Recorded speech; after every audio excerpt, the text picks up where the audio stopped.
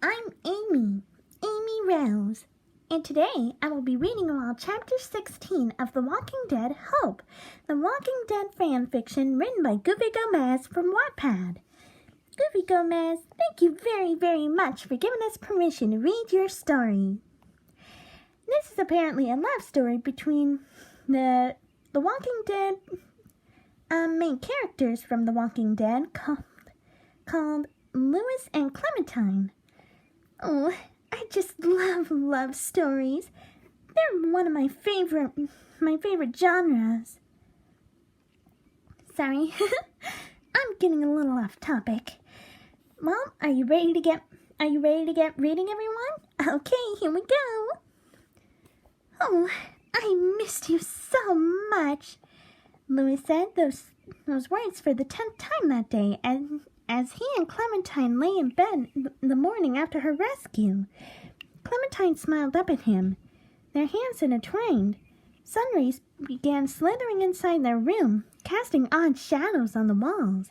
He bent down to kiss her hand softly, his eyes never leaving hers.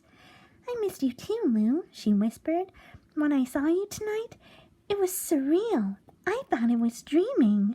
"You and me both, Clem," he said, chuckling. He drew small circles on her palm with his thumb, making Clementine hum softly. "I almost went crazy without you. I mean, who would laugh at my amazing jokes?" he inquired with gusto. "Don't make me change my mind about this marriage," she teased, raising an eyebrow. "Too late, honey," he reminded her, lifting their joined hands and flashing the ring on her finger. "I seem to remember hearing about something called divorce," she said, scratching her chin pensively. "Maybe Javi knows something about it?" Louis squinted at her, the edges of his mouth curling upwards. "Well played, Everett." Clem's smile at the mention of that last name always made his heart flutter. Obviously, that was not her last name, but the way she talked about Lee one night after she had a dream about him made it clear he was very dear to her. That night, he christening her Clementine Marsh Everett. When a small ray of light hit Louis in the face, he scrunched his nose and closed his eyes. Clem chuckled and sat up, bringing the sheets up to her chest. She looked around the room, searching for her shirt. She found it tossed near her bedside table and grabbed it, putting it over her head. Her hat sat on the headboard of the bed. She put it on and stood up, stretching the sleep off her body. Her hands went straight to the bump of her abdomen, even though she was only 3 months along. She could already feel the curve the baby was forming in her belly. A pair of arms wrapped themselves around her waist.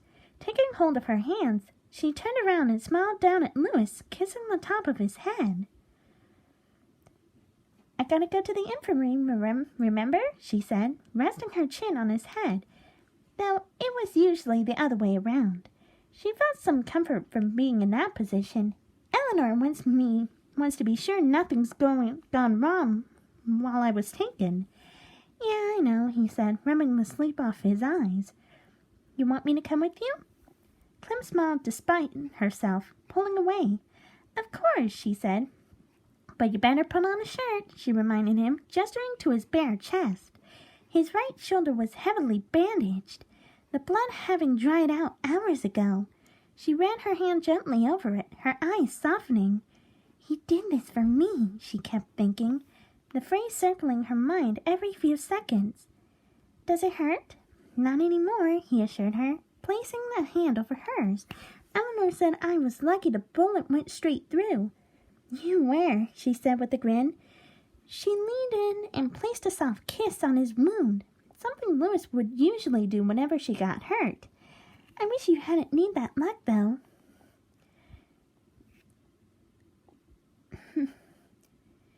"You stood between me and Myers." "I would do it again 1,000 times, he said with a nod. "You're the love of my life, Clem." She smiled down at him, pressing a soft kiss to his forehead.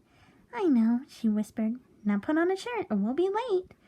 Louis obliged, deciding to leave his trench coat off. To his dismay, it was still not clean of guts after their escape had the night before, so he settled for a Guns N' Roses shirt and denim jeans. He stood up and draped an arm over Clementine's shoulders. The couple walked into AJ's room, smiling when they noticed his sleeping form sprawled all over his queen-size bed. His mouth was agape, a small line of drool dripping from the corner of it. He wore a smile on his face, and his eyelids moved along with his eyes. "He looks so peaceful," she whispered, leaning her head on Louis's shoulder. "Maybe we should just let him sleep." "Yeah, you're right," Louis said, closing the door and leading Clem out into the hallway. "You didn't sleep much while you were gone. Neither of us did." "Well, that cell wasn't a 5-star hotel room either," she reminded him, the memory of Myers' questioning stinging in her mind. The couple made their way through the streets of Richmond, groups of children running around at the break of a new day. They walked hand in hand at a slow pace, taken in a golden hue that seemed to take over the city every morning. Louis looked over at the kids chasing each other, not a care in the world. He hoped his child would grow up like that, without the need to worry about survival every minute of every day.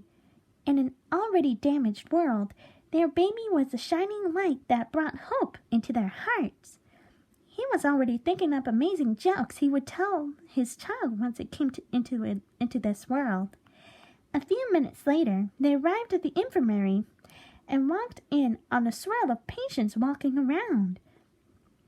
2 nurses were dragging a screaming man onto a bed, his hands clutching a bite mark on his right calf. Most of the people inside the large tent had their eyes trained on the struggling man. Looks of horror and pity present in almost all of their faces. Louis and Clem maneuvered through their growing crowd to get to Eleanor's office at the back of the tent. It was a green door with a red cross on it that led into what they assumed used to be an old clinic. A few shelves lined the walls on either side, their drawers overflowing with papers and files. A bed stood against the right wall, a linen sheet over it. Eleanor sat behind her desk, viewing an open file on her lap. Louis cleared his throat, making the woman raise her head with a smile. "Clementine," she exclaimed, standing up. "I'm so glad you're okay." "You and me both," replied Clem with a grin, offering the doctor a short hug.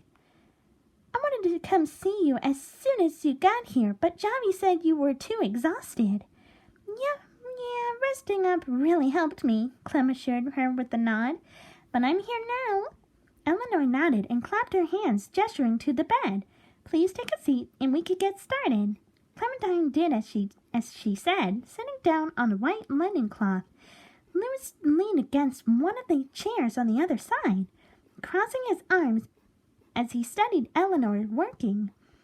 The doctor took a few miscellaneous things out of the drawers and stood in front of Clem, holding a small stick. Clementine frowned at the sight of it.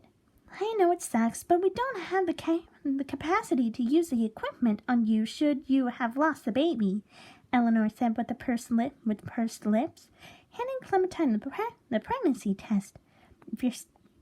If you're still pregnant, we'll check its heartbeat. Louis and I will wait outside," she added, ushering the young man out the door and locking it behind her. "Shouldn't take more than a few minutes," she assured the anxious father. Louis kept fidgeting with his hands, the very real possibility that they could have lost their child, ever present in his mind. What if they did something to her? He kept asking himself, his eyes darting to the door every few seconds. Eleanor noticed this, placing a hand onto his shoulder. "Don't worry, Louis," she said. "I'm sure the baby's fine." "But what if it's not?" he suggested, his voice strangely high. "What if that Myers guy hurt her so bad she lost it or something?" "Then we'll deal with that," she said. He knew she was trying to reassure him, but it wasn't much help at the moment. She looked down at her hands, searching for words. "How's your shoulder?" she asked, eyeing the bandage portion of his arm. Much better, he informed her, lifting his arm a bit. Should be pitching for Javi in no time. And this is where I will stop for part 1. Stay tuned for part 2 of Amy Rose Reads Chapter 16 of The Walking Dead Hope.